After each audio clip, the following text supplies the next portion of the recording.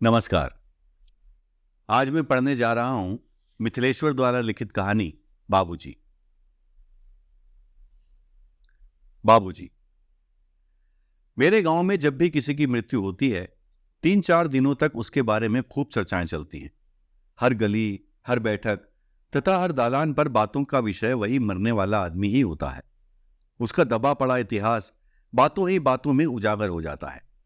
उसके जीवन के बिल्कुल गुप्त और छिपे संदर्भ भी सामने आ जाते हैं। उसकी खामियां तथा खूबियां भी बेपर्दगी के साथ नजर आने लगती हैं। तब मुझे लगता है जैसे मर जाने के बाद ही मेरा गांव किसी आदमी का सही मूल्यांकन कर पाता है। मेरे बाबूजी के साथ भी ऐसा ही हुआ है। वे जब तक जिंदा थे गांव के किसी एक आदमी से भी प्रशंसा नहीं पा सके थे, लेकिन अब जबकि वे मर चुके हैं, हर बैठक और हर दालान पर उनकी ही चर्चा शुरू है। उनकी मृत्यु का आज चौथा दिन है। इन 4 दिन के भीतर ही उनके संदर्भ में बहुत कुछ जानने सुनने को मिला है मुझे। गांव के बड़े बूढ़ों ने उनके बचपन और शादी ब्याह की चर्चा खूब जमकर की है। उनके हमउम्र दोस्तों ने उनके जीवन के महत्वपूर्ण पक्षों को उजागर किया है। और फिर मेरे सरीखे लड़कों ने तो वही कहा है जो मैं जानता था। यानी कुल मिलाकर अधिकांश लोग उनके प्रशंसक ही हैं। लोगों का कहना है कि शराबी, वेश्यागामी, चाहे वे जो भी थे, लेकिन गलत आदमी नहीं थे, कि किसी का कुछ भी नहीं बिगाड़ा था उन्होंने, कि वे जिंदगी ढकेलते हुए और ढोते हुए नहीं बल्कि जीते हुए जी रहे थे, कि वे कभी झूठ नहीं बोलते थे, कि वे कोई भी काम छिपाकर करना पसंद नहीं करते थे, कि समस्याओं से उन्होंने कभी भी समझौता नहीं किया था, कि वे टूटना नहीं जानते थे, कि वे अपने ढंग के एक निराले आदमी थे। और इसी तरह की ढेर सारी बातें जो बहुत पहले से ही मेरे मन में थी, पूरे गांव में प्रचारित हो गई हैं। काश ये बातें बाबूजी की जिंदगी में ही प्रचारित हुई होती तो मैं उनके लिए जरूर कुछ करता। परिवार द्वारा अपमानित और लांछित उनकी जिंदगी की तकलीफों और आकांक्षाओं का सहयोगी और सहयात्री जरूर बन जाता, लेकिन मैं कुछ कर ना सका। हालांकि मेरे मन में बाबूजी के सही होने का एहसास बहुत पहले ही से जाग गया था, लेकिन मन के अंदर जगे उस एहसास का समर्थन मुझे समय पर लोगों द्वारा नहीं मिला। और शायद इसीलिए अंदर का जगा वो एहसास सिर्फ जगा ही रहा, कुछ कर ना सका, जिसके लिए मुझे बहुत अफसोस है। अब इस अफसोस को दूर करने या फिर इसके दर्द को घटाने के लिए एकमात्र रास्ता बाबूजी की सही और पूरी जिंदगी आप पाठकों के सामने प्रस्तुत कर देना ही है। मुझे विश्वास है बाबूजी को उनके संदर्भगत यथार्थ के साथ अगर सही रूप में मैं प्रस्तुत कर पाऊंगा तो मेरे अंदर का जानलेवा अफसोस जरूर कम हो जाएगा। लोगों के अनुसार बाबूजी का जन्म एक बहुत ही गरीब परिवार में हुआ था। पिता का प्यार बचपन में ही बाबूजी से छिन गया था। विधवा मां ने कुटाई पिसाई करके उनका लालन पालन किया था। 13 साल की उम्र होते होते उन्होंने बकरियों का रोजगार प्रारंभ किया था। 5-7 बकरियां खरीदकर वे ले आए थे और उन्हें पालने पोसने लगे थे। गांव के बाहर सड़कों पर, खेतों की मेड़ों पर, गड्ढों और बगीचों में वे सारे दिन बकरियां चराया करते थे। बकरियों के बच्चे कसाई खरीद लेते थे। इस रोजगार में बाबूजी को काफी बचत होती थी। बकरियों के रोजगार के बाद बाबूजी ने गायें और भैंसों का रोजगार आरंभ किया था। तब उनकी उम्र 22 साल की हो गई थी और बकरियों के रोजगार से प्राप्त पूंजी ने उन्हें काफी उत्साही भी बना दिया था। दरवाजे पर 2-3 गायें और 3-4 भैंसे वे बराबर ही बांधे रहते थे। गांव के लोगों को भी उनका ये रोजगार पसंद था। बकरियों के रोजगार से बाबूजी ने पूंजी तो जरूर इकट्ठा कर ली थी, लेकिन सामाजिक स्तर पर उन्हें सम्मान नहीं मिला था और इस रोजगार ने उनकी ये कमी भी दूर कर दी। सामाजिक स्तर पर भी उन्हें काफी सम्मान मिला और आर्थिक दृष्टि से तो वे काफी अच्छे हो गए। अपने ढहते गिरते घर की उन्होंने अच्छी तरह मरम्मत करवाई तथा गांव में अपने नाम 1 बीघा जमीन भी खरीद ली। ये समय बाबूजी की जिंदगी का सबसे महत्वपूर्ण समय था। अपनी टूटी बिखरी स्थितियों को बटोरकर सामाजिक स्तर पर उन्होंने सम्मान ले लिया। लोग कहते हैं बाबूजी की जिंदगी की सबसे प्रमुख घटना उसी समय घटी। इलाके के सबसे धनी गृहस्थ सुभग सिंह अपनी लड़की की शादी के लिए बाबूजी के पास आए। हालांकि इससे पहले बाबूजी के पास कोई भी लड़की वाला नहीं आया था और सुभग सिंह भी हर जगह दौड़कर थक गए थे। उनकी लड़की की शादी कहीं तय नहीं हुई थी। लोग कहते हैं बाबूजी के पास कोई लड़की वाला इसलिए नहीं आ रहा था कि बाबूजी की फटेहाल और बेढंग की स्थिति अभी एकदम छिपी नहीं थी, और सुभग सिंह की लड़की की शादी इसलिए नहीं हो रही थी कि उनकी कुंवारी लड़की को लांछन लग चुका था। ये बात बहुत अच्छी तरह बाबूजी भी जानते थे, फिर भी उन्होंने विरोध नहीं किया, चुपचाप शादी कर ली। आलोचना और फप्तियों ने उन्हें तनिक भी विचलित नहीं किया। मुझे बाबूजी की शादी की वो घटना आज भी काफी प्रभावित करती है। सचमुच बाबूजी का वो पहला क्रांतिकारी कदम था, पर गांव में तब उनके इस क्रांतिकारी कदम का एक भी समर्थक नहीं था। फिर भी बाबूजी ना तो कहीं से टूटे थे और ना हताश ही हुए थे। उनके सही होने का आभास मुझे वहीं से मिलने लगा था। शादी के बाद से बाबूजी की जिंदगी में अनेक नए नए मोड़ आए थे। उनके अंदर की दबी सोई ढेर सारी प्रवृत्तियां जाग गई थी। उनकी जिंदगी बड़ी अजीब तरह से बीतने लगी थी। तबला और हारमोनियम वे कहीं से खरीद लाए थे तथा अपने चंद संगीत प्रेमियों के साथ गाने बजाने लगे थे। वैसे नाच गानों के शौकीन तो वे बचपन से ही थे। गांव या इलाके में जहां कहीं भी कोई नाच पार्टी आती थी, बापूजी वहां रात में जरूर मौजूद हो जाते थे। जिंदगी की डावाडोल स्थितियों से मुक्ति मिलते ही नाच गान की वो प्रवृत्ति बापूजी के ऊपर एकदम हावी हो गई। फिर देखते ही देखते तबले की थाप और हारमोनियम की आवाज से पूरा मोहल्ला झंकृत हो गया। मां बाबूजी के इस कार्य से नाराज रहने लगी, किंतु उनकी नाराजगी का कोई भी प्रभाव बाबूजी पर नहीं पड़ा।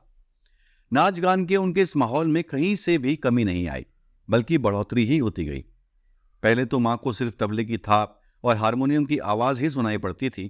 फिर बाद में किसी किसी रात को घुंघरुओं की छमछम भी सुनाई पड़ने लगी थी। आगे चलकर दालान से आ रही शराब की बदबू भी मां को मिलने लगी थी।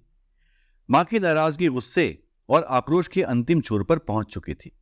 धीरे धीरे जब उनके लिए स्थितियां एकदम असह्य हो गईं, तो वे एक रोज अपने बाल बच्चों के साथ मायके चली गईं। तब बड़े भैया, मझले भैया, बासंती दीदी और मेरा जन्म हो चुका था। हम भाई बहन सभी एक दूसरे से 1-2 साल के अंतर में पैदा हुए थे। हमारा लालन पालन मामा के घर ही होने लगा। और बाबूजी, उन्हें कोई तकलीफ नहीं। हमारे चले जाने से उन्हें सुख और संतोष ही मिला। उस घुंघरुओं वाली को, जिसे कभी कभी ही बुलाते थे, बराबर साथ साथ रखने लगे। दालान तक सीमित संगीत के माहौल को पूरे घर में बिखेर दिया। आज मैं सोचता हूं तो मुझे लगता है गलती मां की भी थी। आखिर जब मां की स्वतंत्रता का हनन बाबूजी ने नहीं किया था, तो फिर मां को क्या अधिकार था बाबूजी की स्वतंत्रता का हनन करने का। खैर, जो भी हो, उस समय हमारे परिवार की कहानी 2 भागों में बट गई। हम मामा के यहाँ किसी तरह गुजर बसर करने लगे और बाबूजी रास रंग में मस्त अपने सरीखे चंद लोगों के साथ जीने लगे थे। दरअसल अब तक बाबूजी के बारे में जितनी भी बातें हुई, वे सिर्फ उनके धुंधले चेहरे को आप लोगों के सामने साफ करने के लिए ही हैं। बाबूजी की असली और सही कहानी तो अब शुरू हो रही है। मुझे अच्छी तरह याद है, यही कोई मई का महीना था। दिन शायद शुक्रवार था। समय लगभग 12:30 बजे थे। ठीक इसी समय मामा के गांव से हम अपने घर लौटे। तब तक हम काफी सयाने हो चुके थे। बड़े भैया और मझले भैया पढ़ लिख कर नौकरी पकड़ चुके थे। बड़े भैया की शादी भी हो गई थी। पास ही के एक हाई स्कूल में मामा ने कह सुनकर उनको मास्टर रखवा दिया था। मझले भैया भी कस्बे के पोस्ट ऑफिस में क्लर्क हो गए थे। बासंती दीदी एकदम सयानी, शादी करने लायक हो गई थी। मैं भी मैट्रिक पास कर चुका था। लेकिन माँ, वे असमय में ही एकदम बुढ़ियों जैसी लगने लगी थी। माँ के इस असामयिक बुढ़ापे को देखकर ही मामा ने हमें अपने घर भेजा था, स्वतंत्र रूप से इज्जत के साथ अपने घर को आबाद करने के लिए। लेकिन ये क्या, जब हम दरवाजे पर पहुंचे तब आंगन से आने वाली झांझ, ढोल, तबला, मंजीरा और हारमोनियम की आवाज के साथ घुंघरुओं की झमझम ने हमें भयभीत कर दिया। एक क्षण के लिए दरवाजे के पास ही स्तब्ध हम खड़े रहे, फिर किसी तरह घर के अंदर घुसे। आंगन में पहुंचकर कुछ देर तक अवाक फटी आंखों से आंगन का दृश्य हम देखते रहे। हमें अपनी आंखों पर विश्वास ही नहीं हो पा रहा था। एक 19-20 साल की लड़की जो बन ठनकर नाच गा रही थी, हमें देखते ही चुपचाप खड़ी हो गई। उसके इर्द गिर्द बैठे हारमोनियम मास्टर, तबलची, मंजीरा वादक तथा अन्य समाजी भी साज बंद करके हमें देखने लगे। हम बाबूजी को जल्द ही पहचान गए। वे तबले के पास बैठे थे। वे दूर से ही पहचान में आ रहे थे। पूरे समाजियों में उनका शरीर तगड़ा था। उनकी मूछें बड़ी बड़ी हो गई थीं। उनके हाथों में पंजाबियों जैसा कड़ा तथा गले में तावीज साफ नजर आ रहे थे। उनकी कमीज के बटन खुले थे तथा छाती में उगे काले भूरे बाल स्पष्ट दिख रहे थे। मुड़कर हमने आंगन के उसारे में देखा, वहां भी कुछ लोग बैठे शराब पी रहे थे। उनके बीच में खाने की कोई चीज रखी थी, जिसे वे सब बारी बारी से चख रहे थे और अपनी बगल में रखी बोतलों को ताबड़तोड़ खाली करते जा रहे थे। आंगन का माहौल हमें अजीब लगा। पूरी तरह जायजा ले चुकने के बाद हम खुद एक दूसरे को देखने लगे। फिर बड़े भैया हम में से थोड़ा आगे बढ़कर गंभीर स्वर में बोले, अब आप लोग यहां से जाइए। इस घर को आप लोगों ने रंडी खाना और शराब खाना बना दिया है। किस घर को? बाबूजी ने कड़ी आवाज में पूछा। इस मेरे घर को, भैया ने पांव पटकते हुए कड़ी आवाज में कहा। इस बार बाबूजी उठ खड़े हुए और चौंकते हुए पूछा, कौन हो तुम? मैं तो तुम्हें पहचानता भी नहीं। भैया गुस्से में आग बबूला हो उठे। आप वाली भाषा छोड़कर तत्काल तुम पर आ गए। तुम मुझे नहीं पहचानोगे, लेकिन इनको तो पहचानोगे। और भैया ने मां को खींचकर आगे खड़ा कर दिया। यानी क्यों? बाबूजी हंस पड़े। फिर हंसते हुए ही कहा, ये औरत कौन है? इसे मेरे सामने क्यों खड़ा कर रहे हो? ये मेरी मां है और तुम मेरे पिता हो। इस बार बाबूजी पुनः हंसे। फिर बोले, तुम्हें गलतफहमी हो गई है। ना तो मेरा कोई लड़का है और ना कोई पत्नी। गुस्से के मारे भैया जलने लगे। उनकी आंखें लाल लाल हो गई। गरज कर उन्होंने कहा, तो क्या तुमने इनके साथ शादी नहीं की थी? शादी? कैसी शादी? तुम नशे में हो। हम सब तुम्हारी संतान हैं। एक लंबे समय तक इनके साथ रहकर भी तुम इन्हें झुठला रहे हो। नहीं, मैं इन्हें नहीं झुठला रहा हूं। इनको मैं जानता हूं। इनके साथ मैं कुछ दिनों तक रहा था। तब फिर इनकी इज्जत को बर्बाद करके तुमने इन्हें छोड़ा क्यों? इज्जत? कैसी इज्जत? किसकी इज्जत? मैंने तो इनका कुछ भी नहीं बिगाड़ा है। भैया एक क्षण को चुप रह गए। फिर बोले, क्या ये सच नहीं है कि अपनी पत्नी और बाल बच्चों को छोड़कर तुम एक वेश्या के साथ रहने लगे हो? ये सच है, लेकिन इस सच्चाई से तुम्हें आपत्ति क्यों? मुझे आपत्ति इसलिए है कि अपनी पत्नी और अपने बाल बच्चों की जिम्मेदारी तुमने क्यों छोड़ी? जिम्मेदारी? कैसी जिम्मेदारी? बाबूजी गुस्से से गरजे। तुम बिल्कुल बेवकूफ हो। मैं बार बार तुमसे कह रहा हूं कि ना तो मेरी कोई पत्नी है और ना ही बाल बच्चे। हाँ, मर्द हूं और इसीलिए कभी कभी औरत के साथ रह लेता हूं। भैया बाबूजी की इस बात से अवाक रह गए। फिर फटी फटी आंखों से बाबूजी को देखने लगे। और पत्नी? तुम बार बार जिस पत्नी की बात कर रहे हो उसकी तरह की ढेर सारी औरतों के साथ मैं रहा हूं। संभव है उन सबों को भी बच्चे पैदा हुए होंगे। तो क्या उन सबों का जंजाल भी मैं अपने ही माथे लिए फिरूं? हाँ, अगर उनके जंजाल को अपने माथे नहीं लिए फिरोगे तो फिर उनकी इज्जत को बर्बाद करने का तुम्हें क्या हक था? इस बार बाबूजी गुस्से में एकदम लाल हो गए। चिल्लाकर बोले, लौंडे, कसकर एक झापड़ दूंगा, बस तेरी सारी हेकड़ी दूर हो जाएगी। तू मेरी बात को समझने की कोशिश क्यों नहीं करता? तू बार बार किस इज्जत की बात कर रहा है? मैं कह रहा हूं, मैं इज्जत विज्जत कुछ नहीं जानता। मैं सिर्फ मर्द हूं और इसलिए कभी कभी किसी औरत के साथ रह लेता हूं।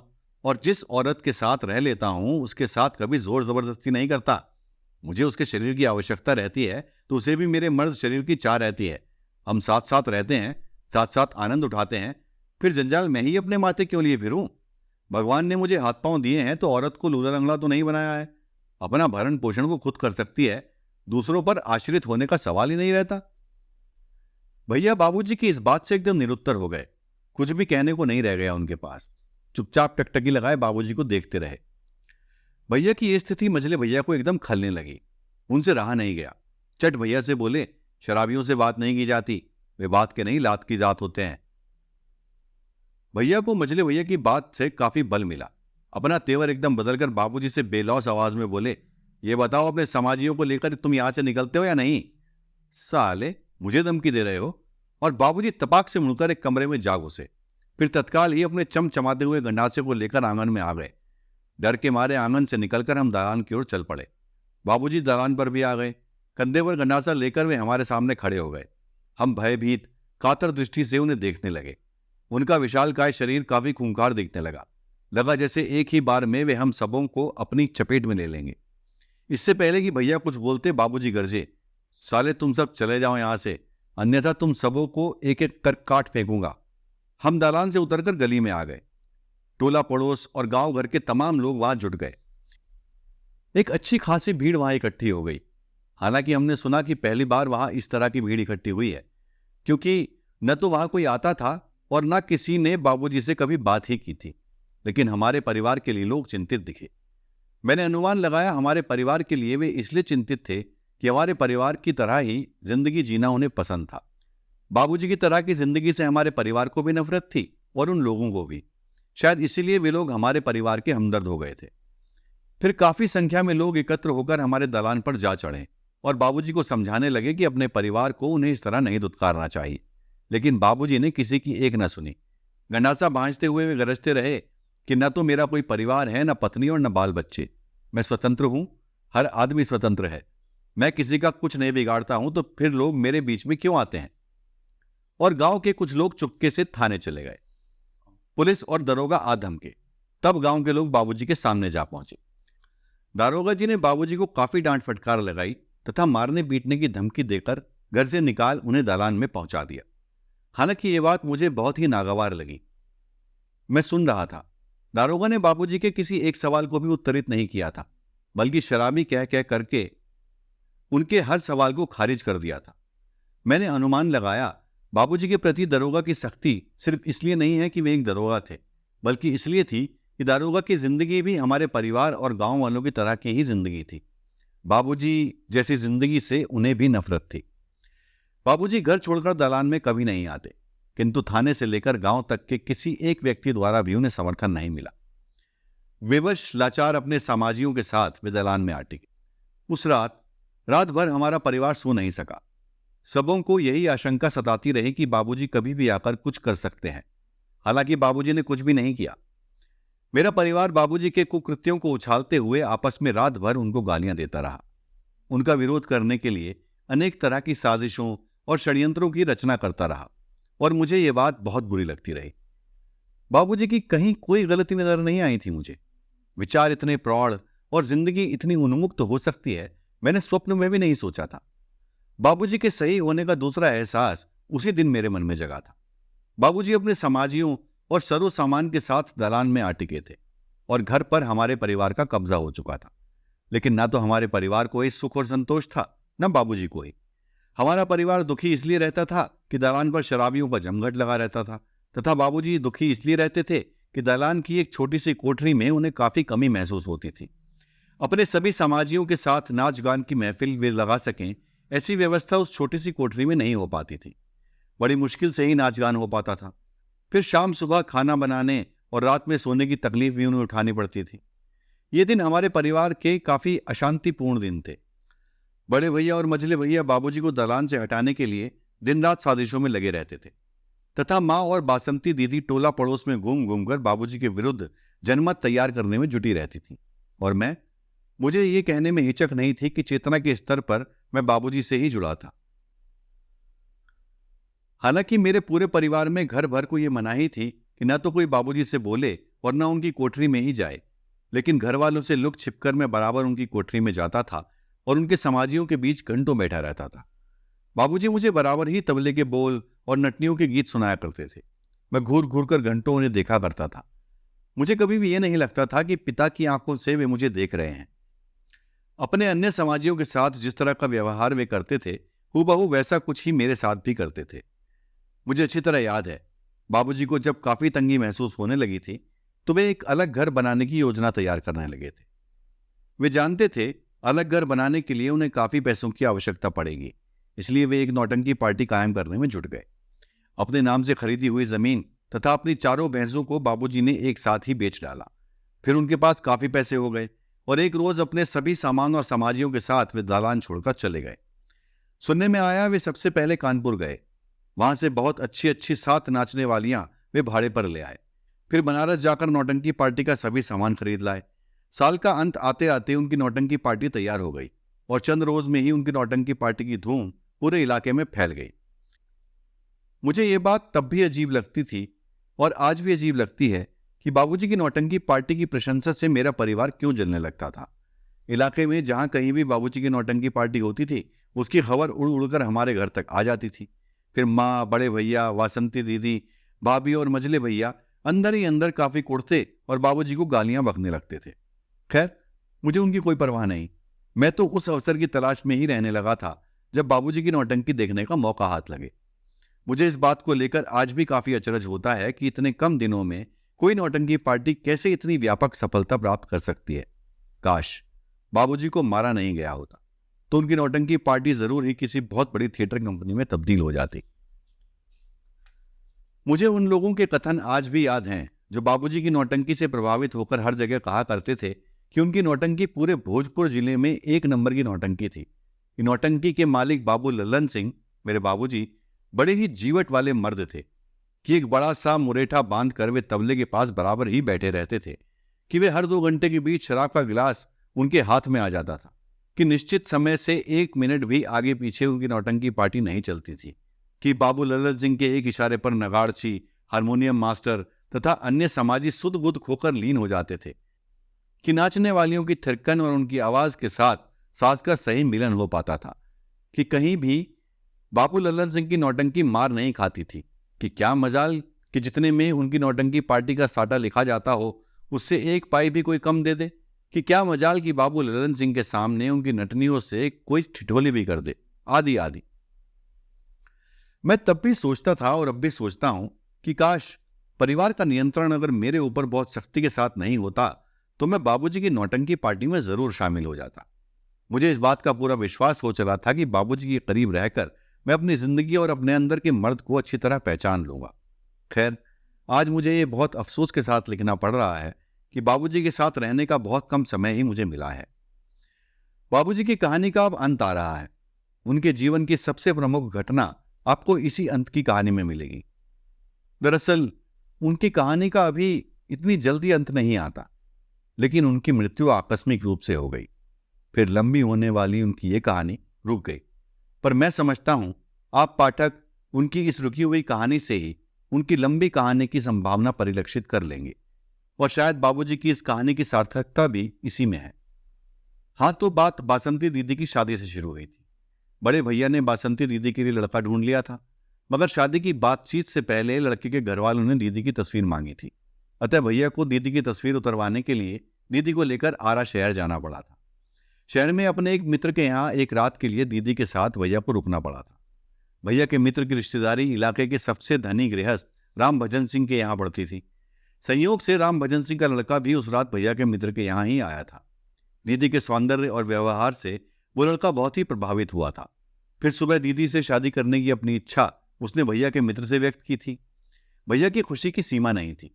वे कभी भी राम भजन सिंह के परिवार से रिश्ता नहीं जोड़ सकते थे, उतना सामर्थ्य ही नहीं था उनके पास। लेकिन ये तो भाग्य की बात थी। राम भजन सिंह पहले के बहुत बड़े जमींदार थे। जमींदारी चली जाने के बाद भी उनके पास 200 बीघे खेत शेष बचे थे। फिर क्या था, भैया ने दीदी के लिए जिस लड़के को देखा था उसे छोड़ दिया गया और दीदी की शादी राम भजन सिंह के लड़के से पक्की हो गई। फिर जल्द ही बारात की तथा अन्य रस्मों की तिथियां भी निश्चित हो गईं। लेकिन ये क्या, उतनी बड़ी खुशी मिलने के बाद भी अचानक मेरे परिवार की प्रसन्नता गुम हो गई। ये बात बड़ी जोर शोर के साथ मेरे घर से लेकर पूरे गांव तक में फैल गई कि राम भजन सिंह के लड़के की बारात में बाबू लल्लन सिंह की नौटंकी आ रही है। मैं सच कहता हूं, मुझे बहुत खुशी हुई थी। मैं तो काफी दिनों से इस प्रतीक्षा में था कि बाबूजी की नौटंकी देखने का मौका हाथ लगे। शायद इसीलिए बारात की इंतजारी मैं काफी बेसब्री से करने लगा था। लेकिन सिर्फ मैं ही क्यों, पूरा गांव भी तो ये इंतजारी कर रहा था, और गांव को तो एक नया मसाला भी मिल गया था। वे खूब मखौल उड़ाने लगे थे कि बेटी की शादी में बाप की नौटंकी आ रही है। गांव के इस मखौल से मेरा परिवार अंदर ही अंदर घुटते हुए काफी चिंतित रहने लगा था। भैया की आंखों से तो कई बार टपकते हुए आंसू भी मैंने देखे थे। और फिर एक दिन वो समय भी आ गया था। हालांकि वो समय आने से पहले भैया ने काफी तैयारी भी कर ली थी। भैया को विश्वास था कि गांव के आदमी बाबूजी के सामने जरूर ही कुछ ना कुछ बात उकसा ही देंगे। फिर बाबूजी अपने ढंग का लेक्चर झाड़ना शुरू कर देंगे। अतः वैसे समय बाबूजी का मुंह बंद किया जा सके, इसके लिए भैया ने गांव के 4-5 बदमाशों को काफी रुपए पैसे देकर तैयार किया था। मुझे वो शाम आज भी याद है।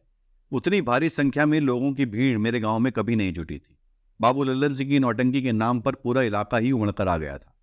भैया ने मुझे 2-3 काम सौंपे थे। मैं जल्दी जल्दी उन कामों को निपटाकर शामियाने के एक कोने में जा बैठा था। शामियाना एकदम खचाखच भरा था। शामियाने के बाहर भी काफी लोग बैठे थे। नगाड़े की आवाज पूरे परिवेश में गूंज रही थी। बाबूजी का रौबीला चेहरा अलग से ही चमक रहा था। उनकी अंगुलियां तबले पर एकदम बिजली की तरह नाच रही थीं। तबले की थाप पर नर्तकियों के जिस्म का हर हिस्सा थिरक रहा था। अजीब आनंद आ रहा था। और फिर मंच की सजावट और प्रस्तुतिकरण का ढंग भी एकदम निराला था।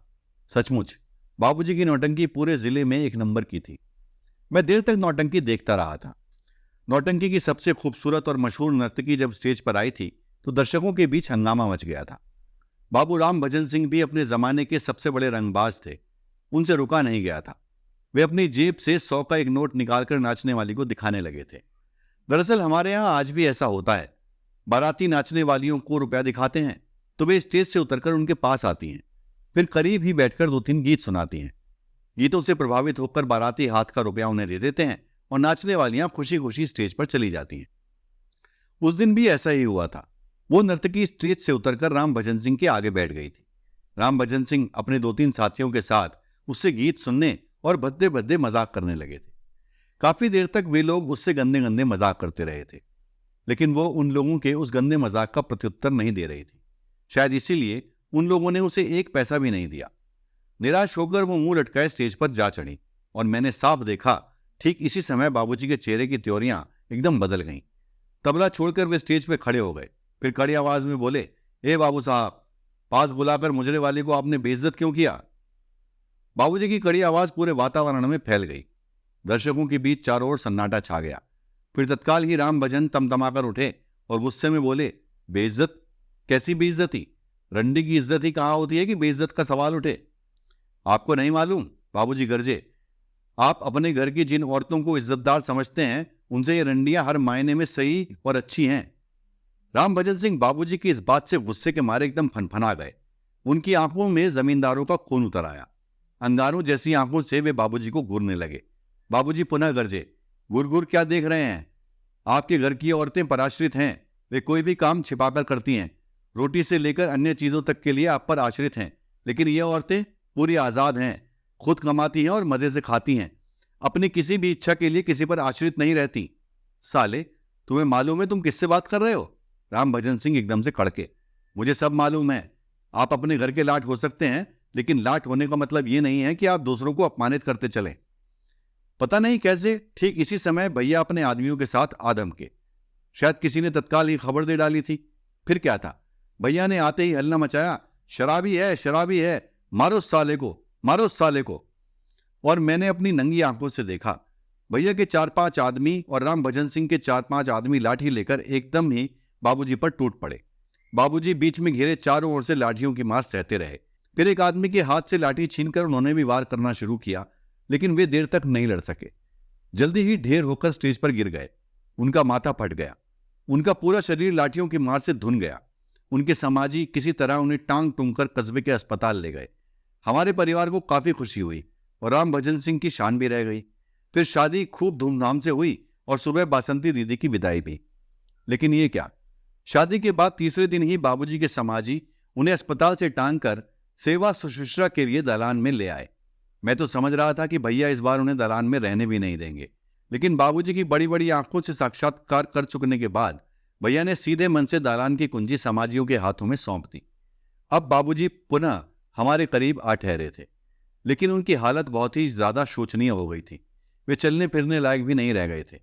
एक खटिया पर चुपचाप पड़े रहते थे।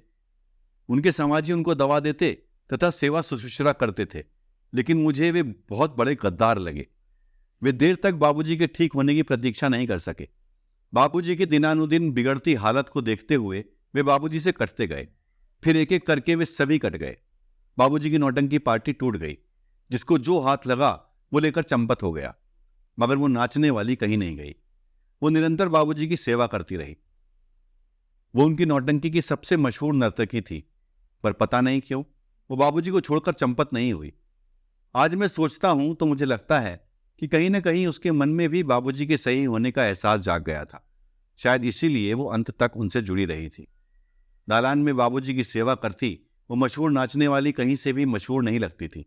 बिल्कुल साधारण औरतों की तरह ही लगा करती थी। पता नहीं बाबूजी की स्थितियों ने उसे उस प्रकार का बना दिया था या किसी अन्य समस्या ने, कुछ भी मालूम नहीं। वो हमारे परिवार के किसी सदस्य से तो बोलती भी नहीं थी। फिर एक सुबह एकदम तड़के ही उसके रोने और सुबगने की आवाज हमारे कानों में आई थी।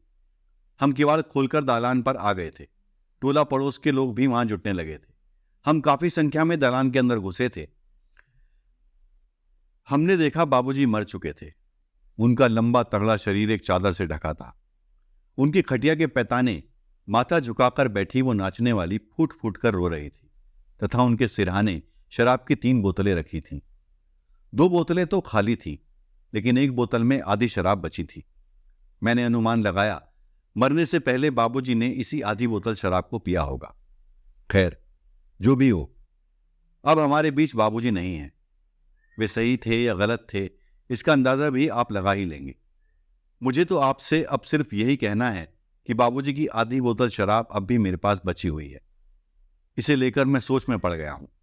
कभी सोचता हूं कि गटागट गले के अंदर इसे उड़ेल लूं, फिर सोचता हूं कि नहीं, इस बोतल को ले जाकर सीधे भैया के माथे पर पटक दूं। हालांकि अभी तक कुछ भी नहीं किया है मैंने, लेकिन कुछ ना कुछ तो मुझे करना ही है।